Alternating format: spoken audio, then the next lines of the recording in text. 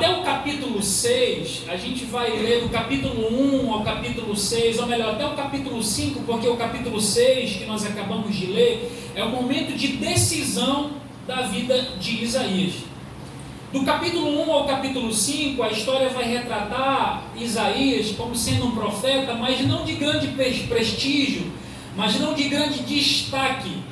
Vai narrar sobre isso. Se você chegar na sua casa e ler com mais calma, do capítulo 1 ao capítulo 5 de Isaías, você vai perceber que a história não narra muitos acontecimentos sobrenaturais na vida de Isaías.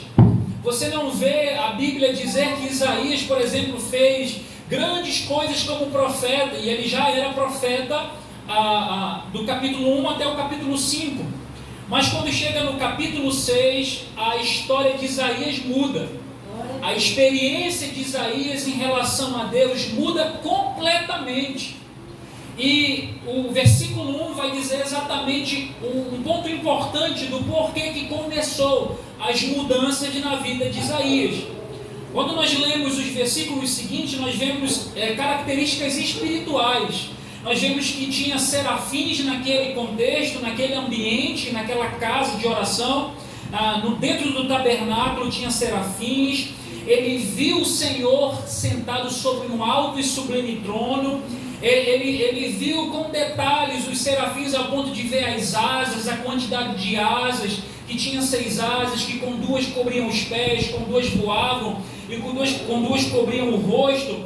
Ele viu mais ou menos um aspecto de cortina, e ele tentou acompanhar, e eu fico imaginando essa palavra aqui, a visão dele como mais ou menos aqui, essa cortina, e ele foi olhando e ele percebeu que não se tratava de uma cortina, mas se tratava da veste do próprio Deus naquele lugar.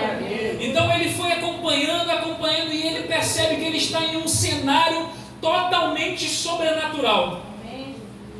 Ele chega em um momento que ele acha que pode estar em um lugar comum, mas ele percebe, e a primeira percepção dele em relação a essa passagem é que ele viu o Senhor assentado sobre um alto sublime trono, e as abas da sua veste enchia todo o templo. Então não é como essa cortina que está aí parada, móvel, ou melhor, está parada ali, né? Ele viu uma cortina que enchia toda a casa, ou seja, preenchia todos os espaços daquele lugar. E ele foi acompanhando com a visão, e acima do trono de Deus, depois de haver visto as vestes do Senhor que enchia a casa, depois de ter visto tudo isso, o próprio Deus sentado num alto e sublime trono, ele viu que tinha serafins voando de um lado para o outro. Conseguiu ver as características desse serafim. A palavra serafim significa aquele que arde em fogo. E quando ele viu os serafins voando de um lado para o outro, ele também viu e ouviu as palavras daqueles seres celestiais. E a Bíblia vai dizer que eles clamavam uns aos outros, dizendo: Santo, Santo, Santo é o Senhor dos Exércitos. E quando ele percebe esse cenário de glória, um cenário magnífico de poder, de fogo, de autoridade, ele se vê perdido, ele se vê morto. É isso que o texto vai dizer. E ele clama em alta voz dizendo: ai de mim, eu estou morrendo, em algumas traduções. Em outras traduções vai dizer: eu estou perecendo. E aqui na minha tradução está dizendo: eu estou perdido, porque sou um homem de lábios impuros, e como se não bastasse isso, eu também habito no meio de um povo de impuros lábios, e os meus olhos viram a glória de Deus. Então, depois que isso acontece, ele se vê perdido, morto, se vê na condição de estar perecendo, porque, querido, a glória, quando ela vem nas nossas vidas, a sensação que nós temos é a sensação de morte. Só que aqui, eu disse que eu ia ser bem objetivo nessa palavra, e essa palavra é muito direta, muito reta, muito direta aos nossos corações, é que nada disso, nem querubim, nem o Senhor sentado no alto e sublime trono, nem o manto do Senhor que enchia a casa, nem a fumaça que estava naquele lugar, que a Bíblia vai dizer que os umbrais das portas se tremia com a voz dos serafins. Quando eles diziam santo, a estrutura do templo tremia. Então tudo isso aqui que o texto vai dizer para a gente não teria acontecido se o rei Uzias não tivesse morrido. Então o versículo 1, quando ele diz assim, no ano que morreu o rei Uzias, é uma informação muito importante. É uma informação que não está aqui apenas por estar.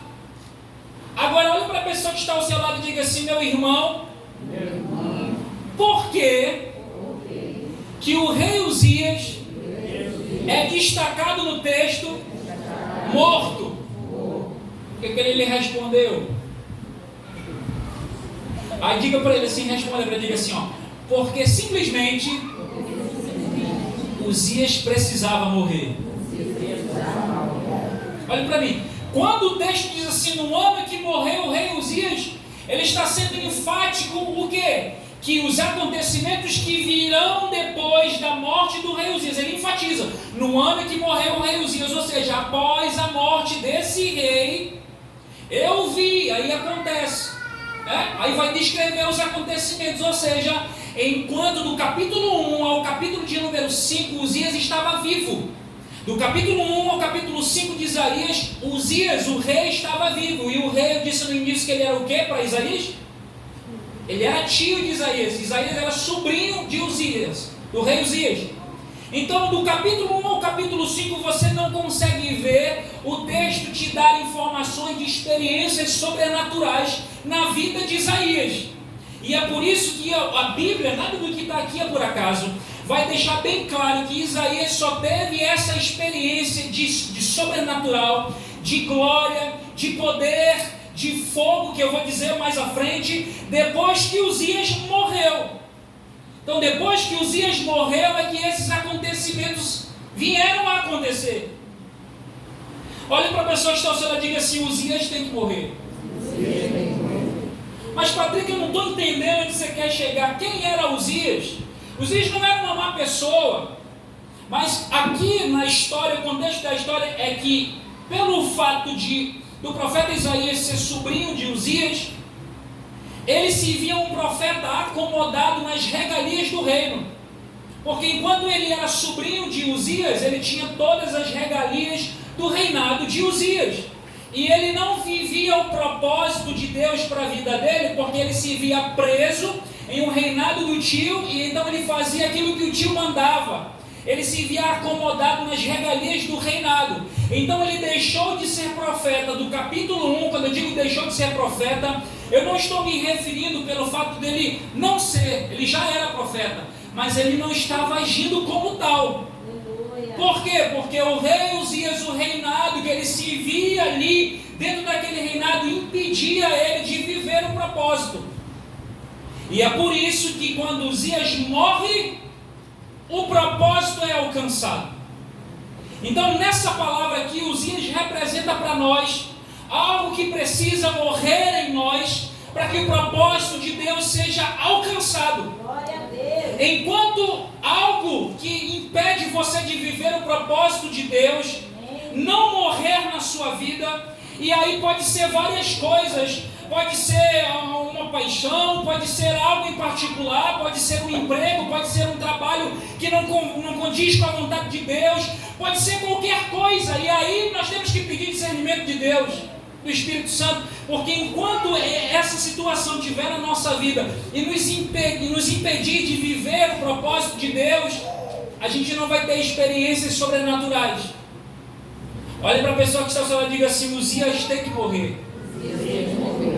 Pode ser a paixão da sua carne, pode ser um pecado da sua carne, um vício, é algo que você já tentou deixar, mas não consegue. Por quê? Porque ele está ali, acomodando você.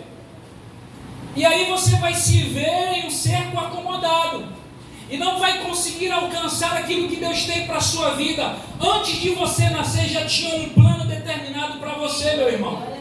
E enquanto houver o Uzias na sua vida vivo, você estará acomodado. Agora, quando Uzias morre, no ano que morre o rei Uzias, ele tem essas experiências.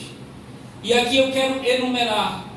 Quando ele vê o Senhor assentado no alto e sublime trono, ou seja, quando você tem Uzias morto, quando você tem algo que precisa ser morto na sua vida espiritual, que atrapalha o seu avançar no propósito, quando morre isso da sua vida, quando é tirado da sua vida, a primeira coisa que você consegue é enxergar Deus.